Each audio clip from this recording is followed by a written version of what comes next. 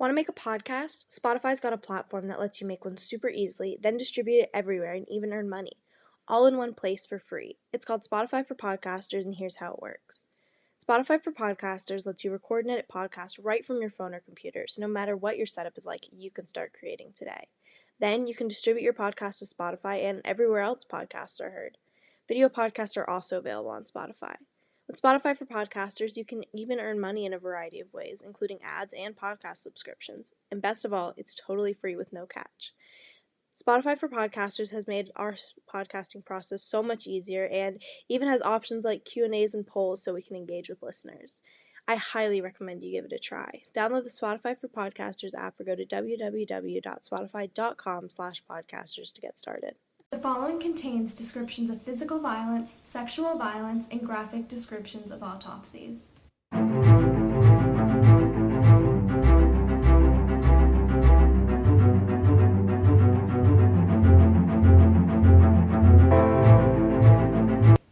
Hey listeners, welcome to episode 26 of TGIC Podcast. I'm Izzy. And I'm Jillian. Today we'll be discussing the bizarre disappearance of Brandon Lawson. So let's start with some background. So Brandon Lawson was born on November 18th of 1986, and he went missing in 2013 when he was 26. He had been dedicated to his fiancée, Ledessa Lofton, for That over... is quite the name. Yeah, no, Ledessa. That's kind of cool, actually, in a, weird way. Yeah. And they actually had 3 children together, but he had a child from a previous relationship, so he was a father of 4. Oh, wow. Which is 26 Oh my God, and a he's father 26. of 4 is cray. That's a lot. Especially, I could understand that was, all with different women, because, that's a lot easier to, have over time. Yeah. But 3 with the same lady at 26, that's a lot of kids. A lot of dedication right there. And... something else, too. Yeah. And they actually lived together in San Angelo, Texas. And everyone who knew Brandon knows that he was a very loving father who pays really close attention to his children and his relationship with Ledessa. And Brandon actually worked as an oil field worker. What is that? I'm not really sure. I'm honestly not very sure. Do you, produce oil? Well, you, mine oil. You know what I mean? Oil I mining? thought they didn't do that in the U.S. anymore. Oh, really? Or maybe they do have do no it in the U.S. idea. now. There's something with the Middle East, and there's reasons why we couldn't get oil anymore. I don't know. Taxing. Yeah, I have no idea. But my international history on oil taxing and stuff is not up to date. Yeah. However, due to the very long hours and extraneous workload, which was sometimes upwards of 96 hours a week. That's a lot. Which is a lot. How many is that per day? 96 divided by 7. I think it was upwards of 11 per day sometimes. Oh, well, that's not terrible. But that's full day. That's, I guess. I don't know. That's 7 days terrible. A week. And but the fact, like I said, it's really active work too. It's not a desk job. You know what I mean? Yeah, that's true. He was outside 96 hours a week. And Brandon and his fiance decided that it was time for a job change, which was actually about to start soon. And also 96 hours a week. If you have 4 kids, yeah, that's you're never home. Yeah. Right? So yeah, he was decided to change his job, and he was I think the next week after he was went missing, he was about to start a new job. Oh wow. Yeah, and actually Brandon had struggled with substance abuse in the past, and he had actually relapsed in the months prior to his disappearance. And the main drug that he had been known to use was methamphetamine. And due to the severity of his addiction in the past, his relapse really scared and frankly angered his fiancée. She was angry about it? That's kind of mean. Yeah. It's mean, but at the same time... Well, people who are addicts and struggle with that, it's not the best thing just to be angry at them about it. It's kind of mean. I don't know. I feel it's something that a lot of times the person who is an addict, can't control it. Or they can't control it, but at, to some extent, it's something that... It's a chemical thing in your brain. You know what I mean? Yeah, I guess. Addiction is something that's really hard to break loose from. I know, but I feel his fiancé should have been a little more understanding. Yeah, true. But if your family member, was clean for so long and now they have, multiple kids after being, I guess. I don't know. I don't know. I can see from both perspectives. I don't know. Okay, so I'm gonna do the timeline today. On August 8th of 2013, that's where our whole crime starts. At 11:55 p.m., Brandon and his fiancée, Ladessa Lofton, got into an argument over his addiction. So, it was pretty bad because, clearly she was angry and, it was just, they were very upset because Brandon decides to leave and just, not stay the night. Oh my god. So, that must have been, really bad. Because he was just, peace out. And also, his kids were there, so that's, a lot of peacing out. Oh, yeah. Yeah, that's kind of sucks. Anyway, he called his dad around 11:55 that night and said that he was going to come over because he needed some time to cool off. He then left in his truck after hanging up the phone. So this is the early morning hours of August 9th of 2013. So at 12:40 a.m. is where our timeline continues, so that's about a little less than an hour later. Brandon calls his brother because he ran out of gas and was on the side of a highway. His brother Kyle then goes to bring him gas on the side of this highway. So this incident just seems a little weird to me, mostly because it seems like it took a really long time for him to get somewhere that wasn't actually his dad's house yet. Why would he go here? I'm gonna rephrase this the best way how possible. far away was his dad's house? Exactly, because you have to imagine it can't be that far away if he decides to go there in the middle of the night. Or if he'd already driven almost an hour and then now he's stuck on the side of the road with no gas, how far away was his dad's house? I don't know. That's or maybe weird. he was just aimlessly driving for a little bit, because I get it. Sometimes well, no, but driving he called around his dad and is said he just- was on his way. Or maybe his dad just lived far away. I don't know. I guess, but I feel like there's he's not just gonna go sit on the side of the road for I know, but all night. I feel I don't know. I'm thinking if you're gonna not spend the night and you decide to go to your dad's, it's gotta be closer, right? Because why not go to a hotel or a friend's house that's a lot closer? That's the question I'm posing. I probably am thinking into it a little too much, but it seems like a really far distance to go just to avoid your girlfriend who seems pissed at you. I guess that's true. Or where does his brother live? Why doesn't he stay with his brother? Yeah, I don't know, because if he calls his brother to bring him gas, Yeah, then but clearly that's closer. I don't know. Maybe his. I have no Meth idea. really messes with your head, I guess. Okay, so at 12:50 a.m., Brandon places a 911 call. So we're gonna play that clip now. I know it's been a while since we've played a 911 call, so this is exciting. I'm in the middle of the field. It's like we're just pushing guys over. Right here going towards that blue on both sides. My truck ran out of gas. There's one more here. I checked it for the woods. 3:30. Okay, now run that by me. We're not talking to him. I told you ran into him. Ah, you ran into him. Okay. That's the first guy. Do you need an ambulance? Yeah. No, I need the call. Okay. Is anybody hurt? Hello? Hello? Hello? Okay, so there's a lot to unpack there. It's very strange, the whole thing. Mm-hmm. I don't know. I'm just really confused. He's saying that there's this guy chasing him, I guess, and then there's gunshots. And that he hit someone too? And also, I know there's this part where it sounds like he laughs and says yeah, and a lot of people actually speculate that it wasn't even him saying that. What? He was with someone. But that seems even weirder. Yeah, who would he be with? Yeah, I don't know. Maybe he was having an affair, and that's where I don't know. But then why? Then why bother calling the police and ratting himself out? Well, if he was being chased by someone. But then why would they be laughing? I don't know. Also, if he was having an affair, why wouldn't he go to her house instead of his dad's house? If he was, that goes even back to my whole thing about why would you drive so far in the middle of the night. Exactly. And, if he was having an affair, why would he be calling saying he was being chased by someone? Yeah. What if he was being chased by someone? While he was having an affair? Yeah. Then where's the lady? She's the one laughing and saying yeah. Maybe that's a dude. I don't even It might know. be a dude. Maybe he was having an affair with a dude. No, not in Texas. No, not in 2013? Texas. Yeah, no. I don't know. You guys come up with your own thoughts on that one, because I don't even know. Yeah, it doesn't make a lot of sense. This is a weird case. Yeah. Weird case. Okay. So at 1:10 a.m., a police officer arrives on the scene, but not because of Brandon's call.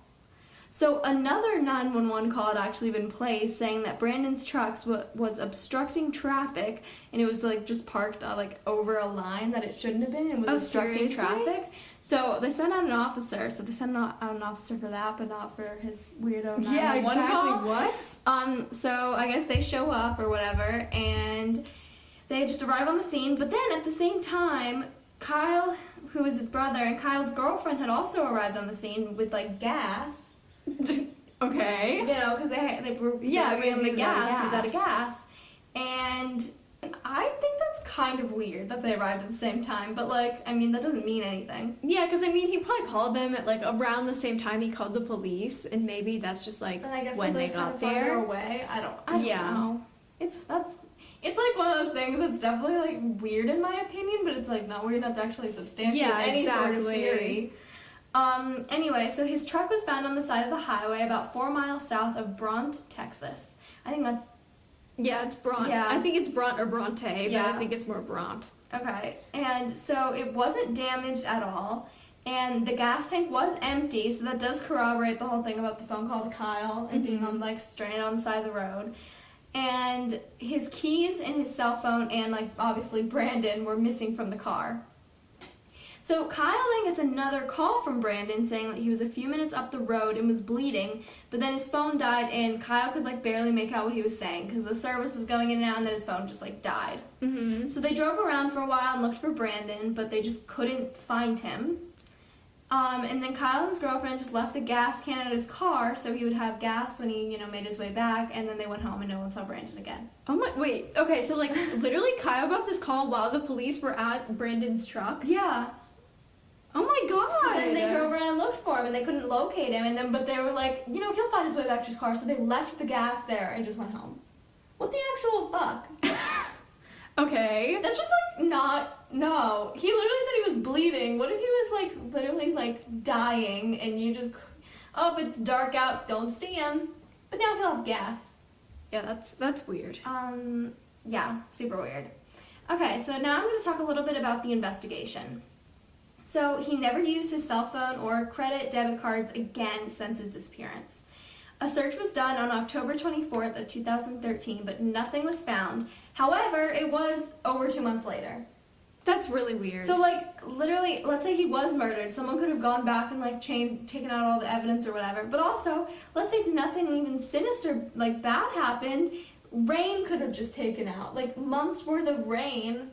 And, like, that's so weird. Anything with nature, like animals, whatever, like any evidence would just not be there anymore. Like, why did they not do that earlier? Why? I feel like... Oh, okay, he was probably just not a high priority case. I don't know. I mean, yeah, I guess he wasn't probably... I think he's, like, declared, like, involuntarily missing. I guess because of... Do you think that's because of his addiction, too? Probably his addiction. He was an adult, like, guy. Male. He was having relationship issues. It, like, totally could be plausible that he ran away, True. Anyway, the case has just gone nowhere since, like, at all. Which makes sense. It's cold. I mean, there's not a lot to go on. Yeah, there's not. I mean, there's that weird 911 call, and, like, I don't know. I just feel like so much more could have been done, like, that night. Yeah. Like, they really could have tried to look for him a little more. I don't know. Exactly. The police could have stepped up their game a little bit, because they clearly cared about, like, the traffic obstruction, but what about this guy that's calling saying he's bleeding? And that he's being chased by someone. Yeah, exactly. Where are their concerns then? Yeah, that makes no sense. Okay, so now we're going to get back into suspects and theories. So obviously there's not going to be that many theories or, like, any suspects for this case. There's nothing. Because there's no evidence. Like, I'm just going to be honest with you guys. There is not that much on this case. We're, like... It's a little hard. It's slightly hard. We're, like, making up these theories a little bit. Yeah. Good times. Okay, so first we're going to talk about the murder theory. So basically this theory just goes like someone attacked him on the side of the road after he ran out of gas. Maybe he got out of his car and like was just walking around a little bit and someone just like took advantage of that. And that would explain, I mean, the 911 call and the fact that he was like claiming that he was being chased by someone too. Okay, but then what was the motive? Like, yeah, exactly. They weren't attacking him to steal anything. His car was still there. His phone and his bank have, like, they haven't been touched, so no one was stealing True. from him. Like, what was the reason to kill him? Exactly, and, like, if someone were to be trying to, like, murder him or whatever, and he, like, it doesn't make sense, all the phone calls to his, like, brother and stuff, too. Like, yeah, what? Maybe he was being chased, but, like, at the same time, if someone is trying, like, if you're on the side of the road, they're not gonna chase you. You know what I mean? They're gonna, like... He was probably being chased, because there's a good gap of time between. Yeah. He was probably being chased, and then, like, he was attacked. But that would mean that he was, like, attacked on the side of the road, and then I presume the guy would have left, and that's why he called his brother. But, like, at the same time, then why was he never found again? Exactly, like, that doesn't make any sense. Like, if he was on the side of the road bleeding, did the guy come back and take his body somewhere? Did he just die on the side of the road and, like, an animal ate him? And, like, that... I mean, well, they never did a search. I would say they wouldn't have been able to, like, miss his body, but they did do a search, but, like, it was so much later. Anything could have happened at that point. I don't know. Exactly. And I mean, like, honestly, this is just not substantiated. There's no evidence to support it, and, like, there's no motive. I think murder is what a lot of people want to believe, because it makes him seem like it couldn't have been his fault. Right. Or, like, it couldn't have been his decision, you know what I mean? Yeah. Like, we're going to talk about the runaway theory in a minute, and, like, obviously that would be his choice to leave his life. And, like, I think a lot of people, like, especially, like, family and friends, don't want to believe that he would run away, but we'll see. So I'm going to talk about that theory now that I've introduced it a little bit. So Brandon, this would be, like, he just wanted to abandon his life, or someone in his life, like, maybe his fiance or something. Mm-hmm. Maybe he was getting a lot of pressure from her about relapsing. And so he just chose to run away and, like, stage a disappearance. I don't know. But he also, I guess, he also had a lot of police warrants on him for his arrest. Arrest of what? He had, like, drug offenses and stuff. Oh. Yeah. So, I mean, I think there's a lot of, like, cause for him to run away. But, like, I just don't think it makes a lot of sense. Because, A, his family said it was, like, out of character for him. Which I actually don't think is, like, a big reason on why he wouldn't run away. Yeah. So, like, you know what? Like, people... What are you going to say? Oh, yeah, he runs away all the time. Yeah, exactly. Like, that's not what you say. So... And going back to those police warrants, he actually had, like, a felony warrant, which means that if he was convicted, he would have been in prison for 20 years. Yeah, I mean, so it's totally possible he ran away for that. And, like, yeah, exactly. The only thing I don't, like, I could understand him running away. I actually understand a lot of the cause for that and think it's very plausible, except for the fact he took his, like, phone and his, like, his keys and stuff. And, like, you don't take your phone with you when you run away. I mean, maybe that's not common sense for people. I feel like it's common sense. No, I feel like it's common sense, but, too. like, I don't know, maybe this guy wasn't that bright. It's possible. Yeah. And well, then, like, why would he make up all the stuff with the injuries and shit? And why would he call his family to come, like, see him? Yeah. You know what I mean? Like, that doesn't make sense. Like, you think it would make a lot more sense if he just did the whole thing and then just, like, disappeared. Exactly. Also, how would he have gotten away? On foot? He left his car. He left his car, and then, like, he would not have been able to get that far. Like, yeah, I don't... It's weird. In the middle of the night, too. Like, would he have hitchhiked? No one's picking up someone in the middle. No one else was there. I mean, like, I don't know how busy the highway his car was on or whatever, but, like, it just... It doesn't make a lot of sense. Doesn't make that much sense. But, like, okay, that's the thing. This is, like, a theory that, like, cause for it makes a lot of sense, but, like, the actual, like... Execution does not make any sense. Yeah. Okay, I'm going to get on to our final theory, which is the Meth Mania theory. And honestly, I think this one is the most plausible. Yeah, I think so too. That's why we're calling this episode Meth Mania. Yeah. So Brandon's brother Kyle actually claims that his brother was high on meth at the time of his disappearance. Like, he said that when his brother called him, like, he actually called him earlier that day in an attempt to get him to help him buy some meth. Okay, but, like, that doesn't mean he was high later on. Well, actually... Brandon's fiance, Ladessa, told Kyle that when they were arguing prior to his disappearance that, like, made him leave, he was, like, flipping out and tripping on meth. Okay. So... he was tripping on meth? He was tripping. That is her direct quote. Oh. Tripping. Is that, like, some sort of slang? I'm not cool enough to know meth slang. Yeah, I don't know any meth slang. And I mean, like, let's just, like, okay. I'm going to get into the symptoms of meth abuse because I feel like that's kind of important to talk about. Yeah. So some symptoms are paranoia, outbursts and mood swings, agitation, anxiety, vivid hallucinations, memory problems, and other physical symptoms like severe weight loss and skin sores. Ugh.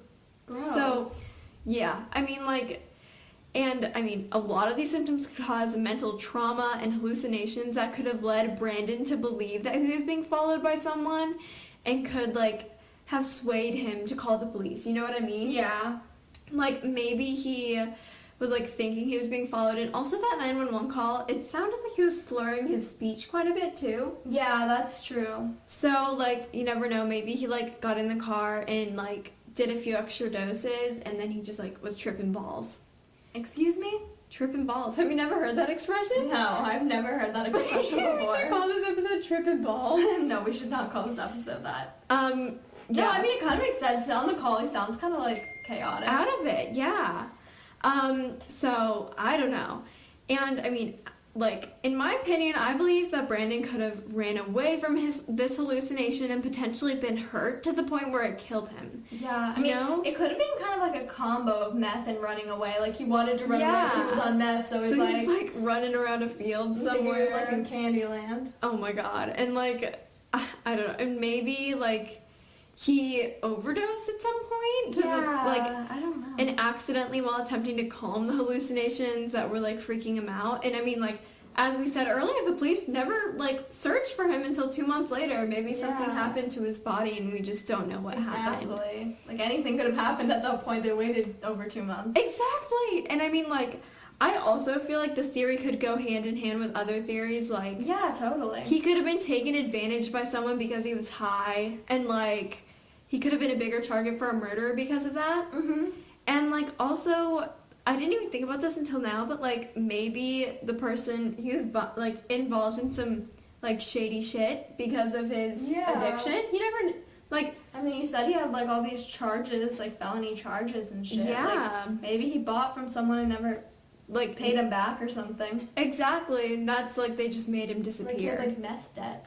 Meth debt? Meth debt. Meth debt. I'm coining that term right here. That is a yes. And, I mean, like, honestly, though, I don't think he overdosed because his body would have been found. Like, yeah, I mean, unless, like, his body had just been, you know, like, I mean, it was Texas. I don't really know what Texas I don't looks know like. what, I imagine it being, like, a very big, like grassland. I don't know, like, half grass, half desert. Like, I just don't imagine there being a lot of stuff there. I don't personally know. I've never been to Texas. But, like, I just don't imagine there being a lot going on in the middle of Texas. Exactly. And, like, when I think of Texas, I literally think of, like, animal skeletons. No, so dumb. kind of. Like, I think of, like, those, like, what are those things called? Carcasses? Like, dry hay and, like, carcasses and, like, I don't know. What are those things called? Tumbleweeds. Tumbleweeds. I think of tumbleweeds. Yeah. I don't really think that's what Texas looks like. I think that there's quite a few, like, major cities there. Yeah. We're I don't know. So out of, what is that word? Out of the loop? Out of the loop. We don't know what's going on. I literally think that's what Texas looks like. Yeah. I was, like, imagining, like, vultures scavenging his body. Like, that seems, like, accurate for what I think Texas is like. No, that does seem kind of accurate. Like, literally, this case has just been so... I feel like there's no explanation for really anything. No. Like, you have partial explanations that could lead to other, like... The only explanations are giving me more questions. No, exactly. And, like... This happened so many years ago now, and the police didn't investigate it enough, in my opinion. So I just don't know. There needed to be a lot of, like, beginning of the case investigation, and they did not get that. Exactly. Like, you know, in some cases, like, you literally could probably not investigate it for a little while, and then just, like, solve it later, because, like, this one needed a lot of baseline evidence that some cases just don't need, and yeah, I don't know. This one's weird. It's just really weird, yeah. Okay, well, this was the mysterious disappearance of Brandon Lawson. Oh my god, I'm sorry.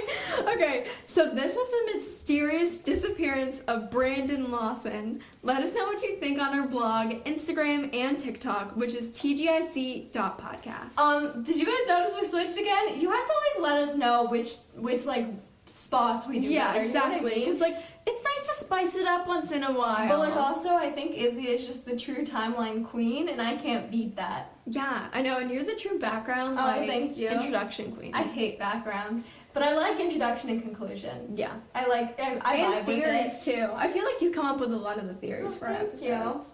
Yeah, so let us know what you think about us switching spots, or if we should never do it again. Yeah. Yeah. Okay, well, tune in next week for Jillian's specially selected case in honor of her 16th birthday next Monday. And we'll see you guys next week. Bye. Bye.